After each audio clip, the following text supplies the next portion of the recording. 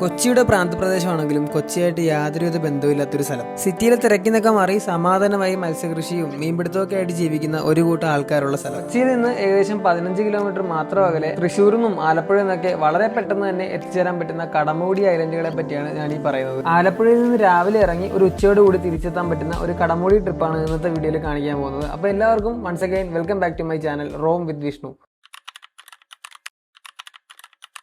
സത്യം പറഞ്ഞാൽ ഈ ഒരു ട്രിപ്പ് ഞാനും എൻ്റെ ഫ്രണ്ട് ഹാലിയും കൂടെ മാത്രം പ്ലാൻ ചെയ്തൊരു ട്രിപ്പാണ്. തലേന്നൊരു ഫംഗ്ഷൻ വെച്ച് എൻ്റെ വേറെ കുറച്ച് ഫ്രണ്ട്സിനോട് കൂടി ഈ കാര്യം പറഞ്ഞപ്പോൾ അവന്മാരും കൂടെ വരാനായി. ഇതിനു മുമ്പും ഞങ്ങൾ ഇതേ ഗ്യാങ്ങിൽ കുറെ ട്രിപ്പ് പോയിട്ടുണ്ട്. അന്ന് പക്ഷേ ചാനലൊന്നും ഇല്ലാഞ്ഞുകൊണ്ട് വീഡിയോ ഒന്നും ഇവിടെ ഇടാൻ പറ്റിയിട്ടില്ല. അതിരാവിലെ ഇറങ്ങി സൺറൈസ് ഒക്കെ ആകുമ്പോഴത്തേനും കടമോടി എത്താനായിരുന്നു പ്ലാൻ. പക്ഷെ ഇറങ്ങി വന്നപ്പോൾ സൂര്യൻ നല്ല ഉച്ചക്കടിക്കുന്ന വെയിലായി. എൻ്റെ നല്ല വെയിലായിരിക്കും. വേറെ ഇത്രയും വൈകിയ കൊണ്ടും കടമകുടി പോയിട്ട് വലിയ കാര്യമൊന്നും ഉണ്ടാകത്തില്ല. വേറെ ഏതെങ്കിലും റൂട്ട് പിടിക്കാന്നുള്ള പ്ലാനിങ് ഒക്കെ പോകുന്ന വഴിയിൽ കുറെ നടന്നു.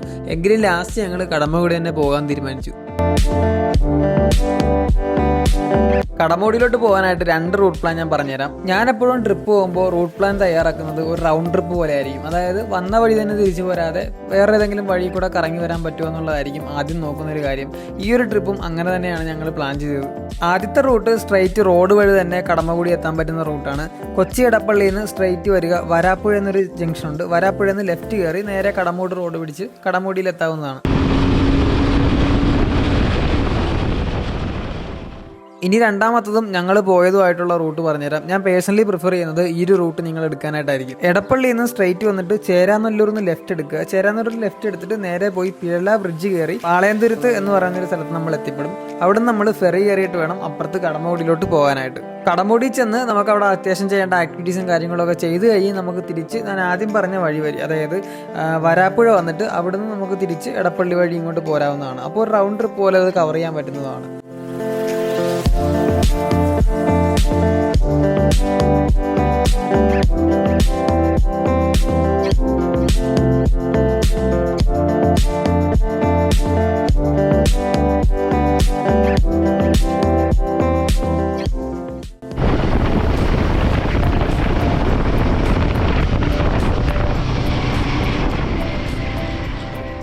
അങ്ങനെ നമ്മളിപ്പോൾ പാളയംതുരുത്തിലുള്ള ഫെറിയിൽ എത്തിയിട്ടുണ്ട്. ഇവിടെ നമുക്ക് വണ്ടി ഫെറിയിൽ കയറ്റിയിട്ട് വേണം അപ്പുറത്തോട്ട് കൊണ്ടുപോകാനായിട്ട്. നമ്മൾ റോഡ് വഴി വന്നു കഴിഞ്ഞാൽ നമുക്ക് ഇതൊന്നും എക്സ്പീരിയൻസ് ചെയ്യാനായിട്ട് പറ്റത്തില്ല. അപ്പോൾ മൊത്തത്തിലൊരു കടമകുടിയുടെ എക്സ്പീരിയൻസ് കിട്ടണമെന്നുണ്ടെങ്കിൽ ഈ ഒരു റൂട്ട് തന്നെ ചൂസ് ചെയ്യുന്നതായിരിക്കും നല്ലത്. ഇവിടെ നമുക്ക് വണ്ടി ജങ്കാറിൽ കയറ്റിയിട്ട് വേണം അപ്പുറത്തോട്ട് കൊണ്ടുപോകാനായിട്ട്. ജങ്കാറെന്നൊന്നും പറയാൻ പറ്റുമെന്ന് എനിക്കറിയില്ല. വള്ളം തമ്മിൽ കൂട്ടി കെട്ടിയിട്ട് വണ്ടികൾ കയറ്റി കൊണ്ടുപോകാൻ വേണ്ടി ഉണ്ടാക്കിയിരിക്കുന്ന ഒരു സാധനം. അതിൻ്റെ പേര് കറക്റ്റ് അറിയാവുന്നവരൊന്ന് കമൻറ്റിൽ ഇടുക കേട്ടോ. അതെ, ഈ വരുന്നതാണ് ഐറ്റം. ഇത് 100% സേഫ് ആണെന്നൊന്നും ഞാൻ പറയത്തില്ല. പക്ഷേ ഇതൊക്കെ ഒരു എക്സ്പീരിയൻസ് അല്ലേ.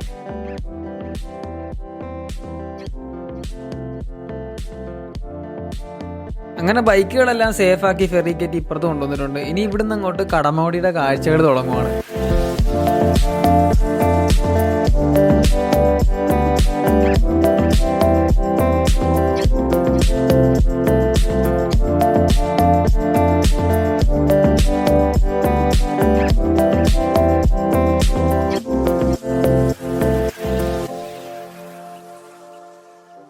കടമോടിയിലോട്ട് വരാൻ പ്ലാൻ ചെയ്യുന്ന ആൾക്കാർ, ഒരു റൈഡൊക്കെ എൻജോയ് ചെയ്യാൻ വരുന്ന ആൾക്കാരാണെന്നുണ്ടെങ്കിൽ രാവിലെ ഒരു സൺറൈസിൻ്റെ സമയത്തൊക്കെ വരാൻ നോക്കുക.